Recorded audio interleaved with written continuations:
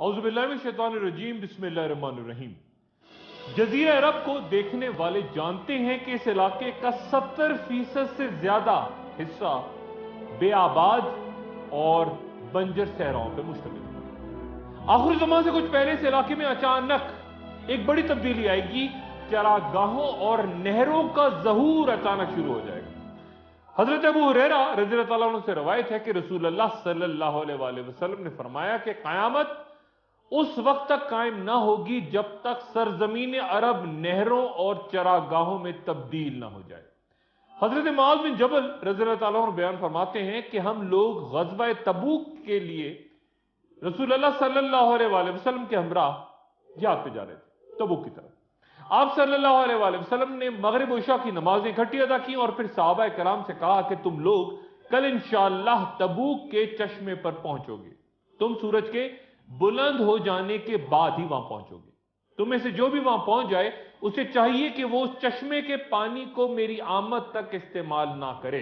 حضرت معاذ رضی اللہ تعالیٰ عنہ فرماتے ہیں کہ جب ہم لوگ وہاں پہنچے تو دیکھا کہ 2 شخص پہلے ہی وہاں بیٹھے ہوئے تھے چشمے کے پاس، جس میں سے بڑی مشکل سے تھوڑا تھوڑا پانی نکل رہا تھا۔ رسول اللہ صلی اللہ علیہ وآلہ وسلم نے ان دونوں سے پوچھا کہ کیا انہوں نے اس چشمے سے پانی پیا ہے؟ تو انہوں نے جواب دیا کہ ہاں۔ آپ صلی اللہ علیہ وآلہ وسلم نے دونوں پہ شدید ناراضگی کا اظہار کیا اور پھر صحابہ کرام نے چشمے کا پانی اپنے ہاتھوں سے تھوڑا تھوڑا کر کے جمع کیا تاکہ کچھ مقدار میں پانی اکٹھا ہو جائے۔ رسول اللہ صلی اللہ علیہ وسلم نے جیسے ہی وہ پانی دوبارہ چشمے میں ڈالا تو وہ تقریباً سوکھا ہوا چشمہ پوری قوت سے پھر ابل پڑا اور نہایت تیزی سے بہنے لگا۔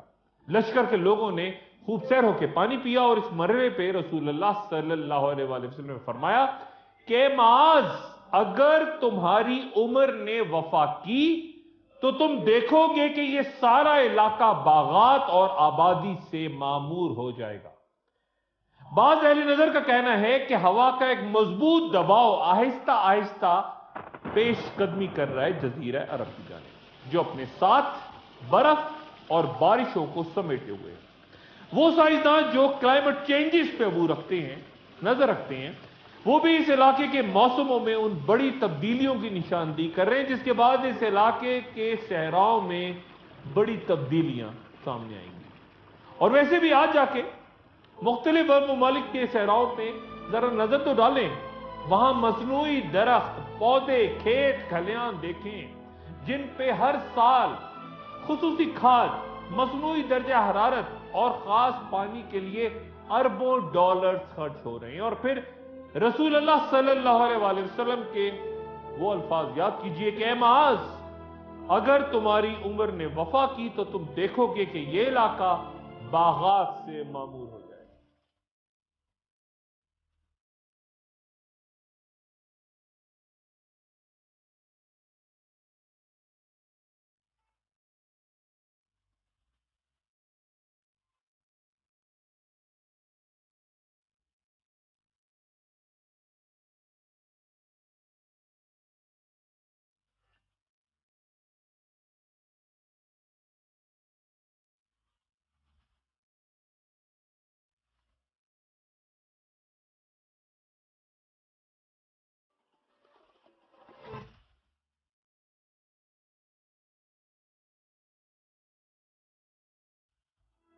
مشرق وسطیٰ جہاں آخر الزماں میں بڑی جنگوں کا میدان اور اہم ترین علامات کا ظہور بنے گا، وہی آخر الزمان میں ایسا بہت کچھ ہوگا کہ انسانی عقل دنگ رہ جائے گی اور یہ فیصلہ کرنا دشوار ہوگا کہ جو کچھ فلاں شخص بیان کر رہا ہے یا جو کرشمہ وہ دیکھ رہا ہے، کیا وہ کوئی بڑا دعویٰ جو سامنے آ رہا ہے وہ سچا ہے، وہ کوئی معجزہ ہے یا پھر جادو۔ اور اس مرحلے میں مختصر سا تذکرہ میں جادو کا کر لوں، کیونکہ معجزہ، کرشمہ، کرامت، جادو، ان سب میں فرق کرنا ضروری ہے آج کی دنیا میں بھی اور خاص طور پہ مستقبل میں بھی، جب ایسے کردار سامنے آئیں گے جو لوگوں کو مرغوب کریں گے۔ یہ جادو کیا ہوتا ہے اور اسے کیسے کیا جاتا ہے؟ جادو کی تاریخ اتنی پرانی ہے کہ قرآن شریف میں اللہ تعالیٰ فرماتے ہیں کہ ان کے پاس جو بھی رسول آیا انہوں نے کہہ دیا کہ یہ تو جادوگر ہے یا پھر دیوانہ ہے۔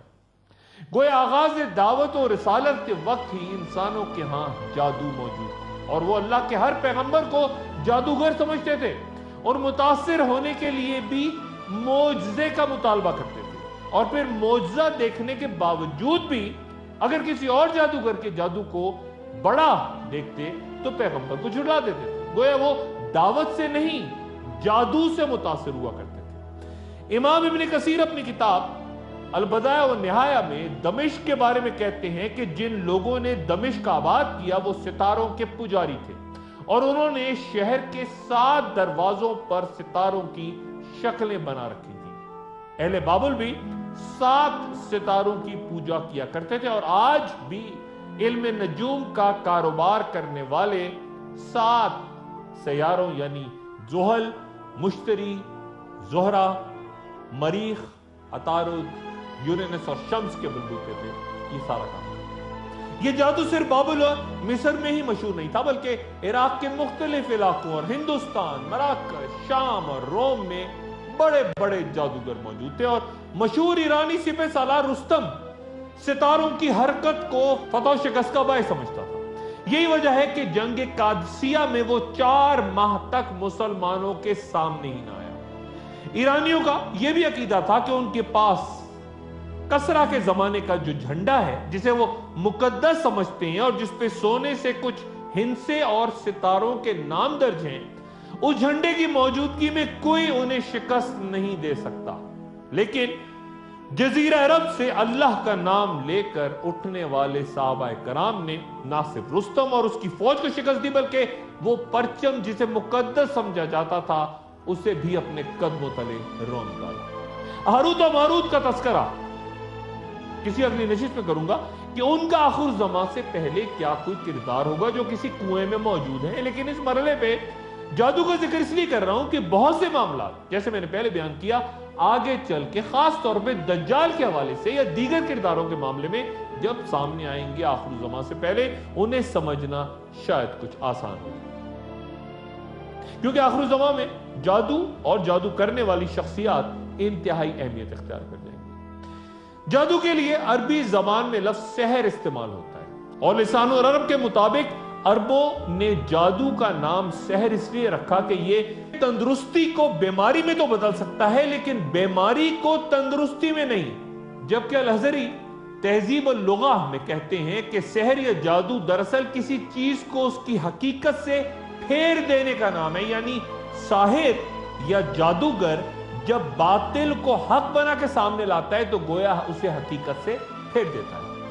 کئی علماء کا کہنا ہے کہ جادو وہ عمل ہے جس میں پہلے شیطان سے قربت حاصل کی جاتی ہے، اسے خوش کیا جاتا ہے اور پھر اس کی مدد حاصل کی جاتی ہے۔ شیطان کو خوش کرنے یا راضی کرنے کے لیے کچھ لوگ قرآن شریف کی مختلف انداز میں بے حرمتی کرتے ہیں، کچھ قرآنی آیات خصوصاً سورہ فاتحہ کو الٹا کر کے لکھتے ہیں، اکثر ہمیشہ گندگی کی حالت میں رہتے ہیں، بسم اللہ پڑھے بغیر جانور ذبح کرتے یا پھر مردار کا گوشت کھاتے ہیں، گویا ہر وہ غلط کام کرتے ہیں جس سے شیطان خوش ہو کر انہیں وہ طاقت دے سکے، کیونکہ انہیں یقین ہوتا ہے کہ جتنا بڑا گناہ وہ کریں گے شیطان اتنی ہی جلدی ان کے مطالبات پورے کرے گا، اور اگر وہ کسی مرحلے پہ شیطان کے بتائے ہوئے غلط کاموں کو بجا لانے میں کوتاہی کرتے ہیں تو شیطان بھی ان کی خدمت سے رک جاتا ہے۔ قرآن شریف کی سورہ فلق، آپ کہہ دیجئے کہ صبح کے رب کی پناہ میں آتا ہوں اور اندھیری رات کے شر سے جب اس کا اندھیرا پھیل جائے، اور گرہ لگا کر اس پہ پھونکنے والیوں کے شر سے بھی، اور حسد کرنے والے کی برائی سے بھی جب وہ حسد کرے۔ مفسرین کا اجماع ہے کہ یہاں ان جادو کرنے والی عورتوں کا ذکر ہے جو کہ دھاگوں کی گرہیں بنا کر ان پر دم کرتی اور پھونکتی ہیں۔ پھر ان مقام پر اللہ تعالیٰ فرماتے ہیں کہ اور موسیٰ نے کہا کہ تم سچ بات کو جب وہ تمہارے پاس آئی جادو کہتے ہو، بھلا یہ کوئی جادو ہے، اور جادوگر تو کبھی کامیاب نہیں ہوتے۔ اور پھر ایک اور مقام پہ ارشاد باری تعالیٰ، جب انہوں نے اپنی لاٹھیاں ڈالیں تو موسیٰ نے کہا یہ جو تم لے کر آئے ہو وہ تو جادو ہے، بے شک اللہ اس کو باطل کر دے گا، کیونکہ اللہ شریر لوگوں کا کام بننے نہیں دیتا اور اپنی باتوں سے اللہ حق کو حق کر کے دکھائے گا، اگرچہ نافرمان لوگ برا مانیں گے۔ ایک وقفہ اور وقفے کے بعد دوبارہ حاضر ہوتا ہوں۔ خوش آمدید۔ کیا رسول اللہ صلی اللہ علیہ وآلہ وسلم پر جادو ہوا تھا؟ متعدد علماء سے روایت ہے کہ یہودیوں نے ایک جادوگر لبید بن علسم کے ساتھ یہ معاملہ کر لیا کہ وہ رسول اللہ صلی اللہ علیہ وآلہ وسلم پہ جادو کرے اور اس کے بدلے اسے 3 دینار دیے جائیں گے۔ چنانچہ اس بدبخت نے یہ کام اس طرح کیا کہ ایک چھوٹی سی لڑکی کے ذریعے جو آپ رسول اللہ صلی اللہ علیہ وآلہ وسلم کے گھر میں آتی تھی، آپ صلی اللہ علیہ وآلہ وسلم کے چند بال منگوائے اور ان پہ جادو کر کے ایک جگہ رکھ دیا۔ اس واقعے سے متعلق مختلف روایات کو جمع کیا جائے تو معلوم ہوتا ہے کہ وہ جادو آپ رسول اللہ صلی اللہ علیہ وآلہ وسلم کو امہات المومنین کے پاس جانے سے روکنے کے لیے تھا۔ اس جادو کی مدت کے بارے میں علماء کے درمیان اختلاف ہے، بعض نے 40 روز اور بعض نے دیگر مدت بیان کی۔ اور پھر رسول اللہ صلی اللہ علیہ وآلہ وسلم نے اللہ سے دعا کی اور اس کے بعد اللہ تعالیٰ نے فرشتوں کو آپ کے پاس بھیجا جنہوں نے بیان کیا کہ جادو کس نے اور کس چیز پر کیا ہے اور وہ کہاں رکھی گئی ہے۔ اس واقعے کی تفصیل حدیث میں یوں بیان ہوتی ہے۔ حضرت عائشہ صدیقہ رضی اللہ تعالیٰ عنہ سے روایت ہے کہ قبیلہ بنو زریق سے تعلق رکھتے ایک شخص جس کا نام لبید بن علسم تھا، اس نے رسول اللہ صلی اللہ علیہ وآلہ وسلم پہ جادو کر دیا، جسے آپ صلی اللہ علیہ وآلہ وسلم اس قدر متاثر ہوئے کہ آپ کا خیال ہوتا کہ آپ صلی اللہ علیہ وآلہ وسلم نے فلاں کام کر لیا ہے، حالانکہ آپ صلی اللہ علیہ وآلہ وسلم نے نہیں کیا ہوتا تھا۔ یہ معاملہ ایسے ہی چلتا رہا یہاں تک کہ ایک روز آپ صلی اللہ علیہ وآلہ وسلم میرے یعنی حضرت عائشہ صدیقہ رضی اللہ تعالیٰ عنہ کے پاس تشریف لائے اور فرمایا کہ اے عائشہ، کیا تمہیں معلوم ہے اللہ نے میری دعا قبول کر لی ہے؟ میرے پاس 2 آدمی آئے تھے جنہوں نے مجھے بتایا کہ مجھ پر لبید بن علسم نے کنگھی، بالوں اور کھجور کے خوشوں پر جادو کر کے یہ چیزیں ایک کنویں میں رکھ دی ہیں۔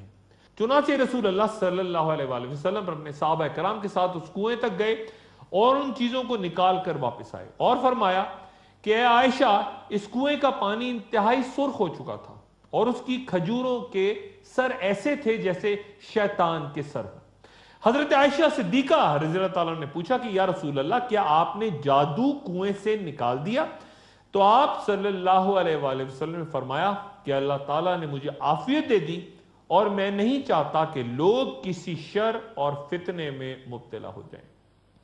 علامہ المازری رحمۃ اللہ علیہ فرماتے ہیں کہ مبتدئین نے اس حدیث سے انکار کرتے ہوئے دلیل دی ہے کہ یہ منصب نبوت کی توہین ہے، یہ شکوک و شبہات پیدا کرتی ہے اور اسے درست کہنا شریعت پر سے یقین ختم کرنے کے مترادف ہے۔ ہو سکتا ہے کہ آپ صلی اللہ علیہ وآلہ وسلم کو صرف یہ محسوس ہوتا ہو کہ جبرائیل علیہ السلام آپ کی طرف آتے ہیں، جبکہ حقیقتاً وہ آپ کی طرف نہ آتے ہوں۔ لیکن پھر کئی علماء نے اس اعتراض کا جواب یوں دیا ہے کہ جادو سے منصب نبوت پہ کوئی حرف نہیں آتا، کیونکہ دنیا میں انبیاء پر بیماریاں بھی آئیں جو کہ آخرت میں ان کے درجات کی بلندی کا سبب بنی۔ اور پھر قرآن شریف میں ہی حضرت موسیٰ علیہ السلام کا وہ قصہ بیان ہے جنہیں جادو کی وجہ سے خیال ہونے لگا تھا کہ ان کی طرف پھینکے ہوئے ڈنڈے دوڑ رہے ہیں، لیکن اللہ تعالیٰ نے انہیں ثابت قدم رکھا اور نہ ڈرنے کی تلقین کی۔ سورہ طٰہٰ میں یہ واقعہ بیان ہے، گویا جو بیماری انبیاء پہ آتی ہے اس سے ان کی قوت میں اضافہ ہوتا ہے، مزید معجزات عطا ہوتے ہیں اور جادوگر یا کافر ذلیل ہوتا ہے۔ حضرت ابن عباس رضی اللہ تعالیٰ عنہ سے روایت ہے کہ رسول اللہ صلی اللہ علیہ وآلہ وسلم نے فرمایا کہ جس نے ستاروں کا علم سیکھا گویا اس نے جادو کا ایک حصہ سیکھ لیا، پھر وہ ستاروں کے علم میں جتنا آگے جائے گا اتنا ہی اس کے جادو میں اضافہ ہوگا۔ گویا جادو حقیقت ہے لیکن کرنے والا کافر ہے۔ اور اس سلسلے میں امام خطابی رضی اللہ تعالیٰ عنہ فرماتے ہیں کہ کچھ لوگوں نے جادو کا انکار کیا ہے اور اس حقیقت کو باطل قرار دیا ہے، لیکن ان کو میرا جواب یہ ہے کہ جادو ثابت اور حقیقتاً موجود ہے، اور عرب، فارس، ہند اور روم کی کئی قومیں جو جادو کرنے کے گناہ میں مبتلا ہو کے صفائے ہستی سے مٹ گئیں یا آج بھی موجود ہیں، اس علم پر عبور رکھتی ہیں۔ اور قرآن شریف میں اللہ تعالیٰ بھی فرماتے ہیں युअल्लिमून अन्नास अस्सहर, यानी वो लोगों को जादू सिखाते हैं। फिर उनसे पनाह मांगने का हुक्म अल्लाह ताला ने सूरह फलक में दिया है, और सूरह फलक पर मुफस्सिरीन का इत्तेफाक है कि वो लुबैद बिन आज़म के जादू की वजह से नाज़िल हुई थी। इमाम राजी रहमतुल्लाह अलैह के मुताबिक जादू की 8 इक़साम है। पहले वो लोग जो 7 सितारों की पूजा किया करते थे और ये अकीदा रखते थे कि यही सितारे कायनात के अमूर की तदबीर रखते हैं और खैर और शर के मालिक हैं, और उनकी जानिब अल्लाह ताला ने हजरत इब्राहीम अलैहिस्सलाम को नबी बना के भेजा। जादू की दूसरी किस्म इसाबे ओहाम, यानी वहम करने वाले का जादू है। मसलन दरख्त का एक तना अगर जमीन पर रखा हो तो इंसान आसानी से उस पर चल पड़ता है, लेकिन अगर वही तना आप किसी नहर पर पुल की सूरत में रख दें तो इंसान के लिए उस पर चलना दुश्वार तरीन हो जाता है। कई डॉक्टर्स तक मशवरा देते हैं कि अगर किसी मरीज की नाक से खून बह रहा हो तो वो सुर्ख रंग की तरफ ना देखें। गोया इंसान फितरी तौर पे वहम को कबूल कर लेता है और उसके असर में आ जाता है। फिर जादू की एक और किस्म में उन रूहों या जिन्नात को काबू लाने की कोशिश की जाती है जो कि कुफर और शिर्क में मुब्तला होते हैं। एक और तरीका शोबदाबाजी के जरिए लोगों को अपनी तरफ मुतवज्जो करना है, जहां सारे लोग अपनी नजरें एक अमल पे टिकाए बैठे होते हैं और शोबदाबाज इंतहाई तेज रफ्तारी से एक ऐसा अमल कर जाता है जिससे लोगों को हैरत होती है, उनको तवक्को ही नहीं। जादू का एक और तरीका एतकाद की कमजोरी है। कुछ जादूगरों का दावा होता है कि उन्हें इसमें आजम का इल्म है। ये दावा सुन के लोग उन पर एतमाद शुरू कर देते हैं। ये अंधा यकीन भी एक तरह से सहर या जादू कहलाता है, और तभी ये जुमला भी इस्तेमाल होता है कि फलां शख्स ने अपनी बातों से सहर तारी कर दिया, बातें हुआ झूठी क्यों ना हो। इमाम राजी जादू की एक और किस्म उन जदीद इजादात को भी करार देते हैं जो हैरान कुन अंदाज में हर रोज नए रूप में सामने आके लोगों को मुतासिर कर देती है। मसलन जदीद मोबाइल टेलीफोन या घड़ियां या बहुत कुछ। ये तो साइंस है लेकिन जादू नहीं। लेकिन क्योंकि अरबी में लिसानुल अरब के मुताबिक सहर का लफ्ज हर उस शय के लिए भी इस्तेमाल होता है जिसका सबब मख्फी हो, यानी वो धोखा दही का बाइस बन सके, इसलिए इमाम राजी ने गालिबन उन्हें भी जादू की इक़साम में डाल दिया। लेकिन मेरी गुफ्तगू का इस बहस से कोई ताल्लुक नहीं, बल्कि सिर्फ उस हकीकी जादू की तरफ मैं बात कर रहा हूं जिसका जिक्र कुरान और हदीस में और जहां जिन्नात और शयातीन का सहारा लिया जाता है। फिर ये वज़ाहत भी जरूरी कि कई उलमा सितारों के जरिए जादू का जिक्र करते हैं, जबकि हमारा ईमान है कि सितारे अल्लाह की मखलूकात में से एक मखलूक हैं, उसी के अहकामात के पाबंद है और उनकी कोई रूहानियत है और ना ही कोई तासीर। अगर कोई शख्स कहे कि उसका जादू सितारों का नाम लेने के बाद मुकम्मल होता है, तो जवाब यह है कि यह चीज जादू जो था यह सितारों की तासीर की वजह से नहीं बल्कि शैतानों की तासीर की वजह से हुआ, क्योंकि खुद शैतानों ने जादूगरों को यह तालीम दी होती है कि वो सितारों को पुकारें। चुनांचे जब वो ऐसा करते हैं तो खुद शैतान जादू के सिलसिले में उनसे ताउन करता है, लेकिन जादूगरों को उसका इल्म नहीं होता। जैसा कि काफिर जब पत्थर के बने हुए बुतों को पुकारते थे तो शैतान बुतों के अंदर से जवाब देता और काफिरों को यकीन हो जाता कि यही बुत बात कर रहे हैं और उनके माबूद हैं। गोया ये शैतानों का काफिरों को गुमराह करने का एक तरीका है। शरीयत में जादू करने वालों के लिए क्या सजा है? उलमा की राय मुख्तलिफ है। इमाम मालिक रहमतुल्लाह अलैह कहते हैं कि जादू करने वाले को कत्ल कर देना चाहिए। इमाम कुर्तुबी रहमतुल्लाह अलैह फरमाते हैं कि मुसलमान जादूगर और काफिर जादूगर की सजा के बारे में फुक़हा में इख्तिलाफ है। जहां इमाम मालिक कहते हैं कि मुस्लिम जादूगर के अमल में कुफर है तो उसकी तौबा तक कबूल नहीं होगी, और यही मजहब इमाम अहमद हम्बल, इमाम शाफई और इमाम अबू हनीफा का है। कई उलमा इख्तिलाफ करते हुए कहते हैं कि अगर जादूगर के कलाम या अमल में कुफर नहीं तो उसे कत्ल करना जायज नहीं, उसकी तौबा कबूल हो सकती है, या अगर उसके अमल से किसी को नुकसान पहुंचा है तो उस पर कसास वाजिब होता है, तो फिर उससे कसास या दियत वसूल की जा सकती है। उलमा की एक जमात यह भी कहती है कि चूंकि रसूलुल्लाह सल्लल्लाहु अलैहि वसल्लम ने खुद पे जादू करने वाले को कत्ल का हुक्म नहीं दिया था, इसलिए अगर जादूगर अहले किताब हो तो कत्ल वाजिब नहीं। और एक दलील ये भी देते हैं वो कि शिर्क करना तो जादू से भी बड़ा जुर्म है, लेकिन वहां तो अहले किताब के लिए ऐसी सजा नहीं, चुनाचे सिर्फ कसास और दियत के कवानीन ही यहां पे भी लागू होते हैं। गुजरी एक नशिस्त में मैंने जिन्नात का जिक्र करते बयां किया था कि मक्का में बाकायदा एक मस्जिद जिन है और कुरान करीम में पूरी सूरह ही इस नाम से मौजूद है। आखिर ज़मां से पहले जिन्नात और शैतान का किरदार इंतहाई अहम हो जाएगा। एक वक्त और वक्फे के बाद दोबारा हाजिर होता हूं। खुशामदीद।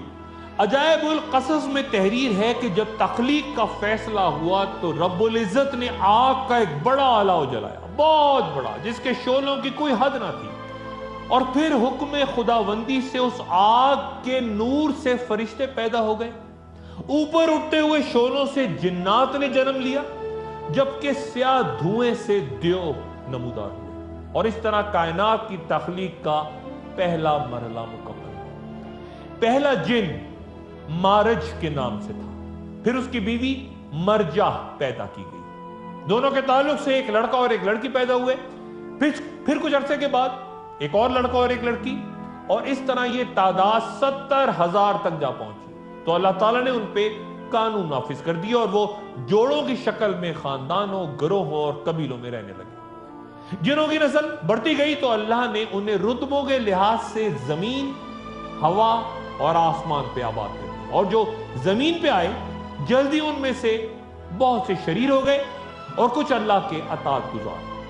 अल्लाह के करीब तरीन जिन्नात में से एक अज़ाज़ील भी था, जिसे आज हम शैतान के नाम से जानते हैं, जिसने जिन्नात के कबीले बनु अलजान की एक लड़की से शादी की। तो अल्लाह ने उसे कसरत औलाद से नवाजा। उसके हजारों बेटे और बेटियां पैदा हुए और वो भी हर वक्त अल्लाह की इबादत में मशगूल रहते। 1000 साल की मुसलसल इबादत के बाद अल्लाह ने उसका दर्जा बुलंद कर दिया और उसे दूसरे आसमान पे जा ठहराया। फिर एक और 1000 साल की इबादत के बाद तीसरे आसमान पर, और फिर उसकी पेशानी सजदों की तारीख बनती चली गई और उसके दर्जात बुलंद होते चले गए, और यहां तक कि वो 7वें आसमान पे उसे कुर्बे इलाही नसीब हो गया। एक रोज जमीन ने अल्लाह ताला के सामने फरियाद की कि या अल्लाह, तूने किस शरीर मखलूक को मेरे सीने पे उतार दिया है जो हर वक्त कत्ल गारत और शरंगेजी में मशगूल रहती है। तब शरीर जिनों की तादाद जमीन पर लाखों तक पहुंच चुकी थी। तो अल्लाह ताला ने जिन्नात में पहले पैगंबर हजरत आमिर बिन उमैर बिन अलजान को उनकी हदायत के लिए भेजा। ये जिन पैगंबर थे, लेकिन चंद ही रोज में जिन्नात ने उन्हें जमीन पर शहीद कर दिया। फिर अल्लाह ताला ने दूसरे पैगंबर जिन्नात में भेजे, हजरत साइक बिन माइक बिन अलजान, लेकिन उन्हें भी कत्ल कर दिया गया। और यह सिलसिला 800 साल तक जारी रहा और इस दौरान 800 अंबिया जिन्नात में से शहीद हो गए जिन्नात के हाथ में। तो फिर अल्लाह ने जिन्नात पर अजाब लाने का फैसला किया, उन पे कहर नाजिल हुआ तो जमीन का बड़ा हिस्सा उनसे साफ हो गया और चंद अताअत गुजार जिन्नात जो बचे उन्होंने गारों में छुप के जान बचाई। फिर कुछ अरसे अमन रहा, उनकी नस्ल बढ़ी और फिर उन्होंने खूरेजी शुरू कर दी और यह सिलसिला 1,00,000 साल तक जारी रहा। आखिरकार अल्लाह ताला ने अज़ाज़ील को फरिश्तों की फौज के साथ जमीन पर भेजा। उन्होंने जिन्नात की बड़ी तादाद को कत्ल कर दिया और जो जिंदा बच गए उन्होंने अल्लाह की अताअत कबूल कर ली। वो घड़ी जब तमाम शरीर जिन्नात खत्म हो गए जमीन पर से या आसमानों पर से, वो हजरत आदम अलैहिस्सलाम की पैदाइश का वक्त बयान होता है। अज़ाज़ील आदम अलैहिस्सलाम को सजदा ना करने की सजा पर अबलीस करार पाया तो वो अपने 9 बेटों के साथ जमीन पे आ गया। उसने अपने बेटे हफ्फाफ को सहराओं में शर फैलाने, लाफिस और वल्हान को नमाजों के दौरान वसवसे पैदा करने, एक बेटे जलम्बूर को झूठी तारीफ और झूठी कस्मों के लिए उकसाने, एक बेटे हशर को मजहब की गलत तशरीह करने, अबियत को अंबिया के खिलाफ भड़काने, वासिम को घरों में फसाद डालने और एक और बेटे मतूस को अफवाह साजी पे लगा दिया। शैतान को जमीन पर उतरने के बाद जिन्नात को अपने बरादर बुजुर्ग की रहनुमाई भी मिल गई और वो उसके इर्द गिर्द जमा होने लगे। इब्लीस ने तमाम जिन्नात अपने बेटों में तकसीम कर दी और यूं जमीन पर शर, गुमराही और जादू की तारीख का आगाज हो गया। शैतान ने सबसे पहले बनी काबिल के कुछ लोगों को जिन्नात काबू करने का तरीका सिखाया। आमिल अपने जिन्नात के जरिए गायब के अहवाल जमा करते, दुश्मनों की खेतियां जलाते ان کے مال مویشی برواتے، بستیوں میں وبائیں پھیلاتے، لوگوں میں نفسیاتی خواہشات ابھارتے، گروہوں اور خاندانوں میں غلط فہمیاں پیدا کر کے انہیں لڑواتے اور انبیاء کے خلاف رائے ابھارتے۔ یہ عامل معاشرے میں بڑے ممتاز کہلاتے اور مرنے سے پہلے ان کے قبضے میں جو جنات ہوتے یہ اپنی اولاد میں تقسیم کر جاتے۔ حضرت سلیمان علیہ السلام کے آنے تک انسانی تاریخ ان جنات کی شرانگیزیوں اور بڑھتی طاقت سے بھری پڑی ہے۔ وہ بستیوں کو تباہ کرتے اور انسانوں کو اپنے غلام بنا کے لے جاتے، اور تبھی حضرت سلیمان علیہ السلام کو انسانوں، جنات، تمام مخلوقات پہ حکمراں بنا کے بھیجا گیا تاکہ وہ تمام مخلوق کے لیے حدود طے کرے۔ عربی میں ہر نظر نہ آنے والی چیز کو جن کہتے ہیں، اور اسی لیے نظر نہ آنے والی خصوصیت رکھتی بہشت کو جنت کا نام دیا گیا۔ رسول اللہ صلی اللہ علیہ وآلہ وسلم کی آمد سے پہلے عرب کا یہ حال تھا کہ اگر دوران سفر کوئی خوفناک مقام آ جاتا، یا آندھی طوفان بارش گھیر لیتی، تو اہل قافلہ بآواز بلند کہتے کہ ہم اس علاقے کے جنات کے سردار سے پناہ مانگتے ہیں، یا پھر کوئی نیا کام کرتے تو جنات کو خوش کرنے کے لیے قربانیاں دیا کرتے۔ جب رسول اللہ صلی اللہ علیہ وآلہ وسلم پہ پہلی وحی اتری تو آسمان کے گرد آگ کا ایک حصار کھینچ دیا گیا جسے عبور کرنا جنات کے بس میں نہیں تھا، اور اس وقت جو بھی جن آسمان کی طرف بڑھا وہ چنگاریوں سے زخمی ہو کے زمین پہ آ گیا۔ اس واقعے نے جنات کی سلطنت میں ہنگامہ برپا کر دیا اور وہ سب بزرگ ابلیس کی طرف بھاگے تو اس نے کہا ضرور زمین پر کوئی بڑا واقعہ رونما ہوا ہے، تم تمام زمین پہ پھیل جاؤ اور اس کا کھوج لگاؤ۔ جنات پوری زمین پہ پھیل گئے لیکن انہیں کوئی سراغ نہیں ملا۔ اسی دوران رسول اللہ صلی اللہ علیہ وآلہ وسلم طائف کی طرف دعوت دینے کے لیے نکلے تو راستے میں ایک مقام پر ان کے سامنے 7 جنات کا گزر ہوا جو فوراً ایمان لے آئے۔ قرآن شریف کی سورہ جن اور سورہ احقاف میں اس واقعے کا تفصیلاً ذکر موجود ہے۔ اور پھر ان جنات نے اپنے قبیلوں میں جا کے اسلام کی دعوت کا آغاز کیا۔ آخر زمان میں جنات کا کیا کردار ہوگا ذکر آگے آئے گا۔ حضرت عبداللہ بن عمرہ رضی اللہ تعالیٰ عنہ سے روایت ہے کہ رسول اللہ صلی اللہ علیہ وآلہ وسلم نے فرمایا کہ علامات قیامت تار میں پروئے ہوئے موتیوں کی طرح ہیں، اس لیے اگر تار ٹوٹ جائے تو موتی ایک ایک کر کے تیزی سے گرنا شروع ہو جاتے ہیں۔ متعدد احادیث مبارکہ اور علماء کرام کی آراء کے مطابق ابھی امام مہدی کے ظہور کو صرف 18 دن ہی گزرے ہوں گے کہ تاریخ انسانی کا سب سے بڑا فتنہ دجال ظاہر ہو جائے گا۔ وہ اولاد آدم میں سے ہی ہوگا، لیکن اس کے پاس کچھ ایسی طاقتیں ہوں گی، اتنی طاقتیں، اتنی قوتیں، کیا وہ جادو ہوگا، کیا وہ جنات ہوں گے، کیا کچھ ہوگا، بہت طاقت ہوگی، اتنی طاقت کہ وہ دعویٰ کرے گا کہ وہ رب العالمین ہے اور جتنی مخلوق ہے اس پہ ایمان لائے۔ گفتگو کا سلسلہ جاری رہے گا۔ اپنا دوستوں رشتہ داروں گرد و نواح کے لوگوں کا سب خیال رکھیے گا۔ اللہ حافظ۔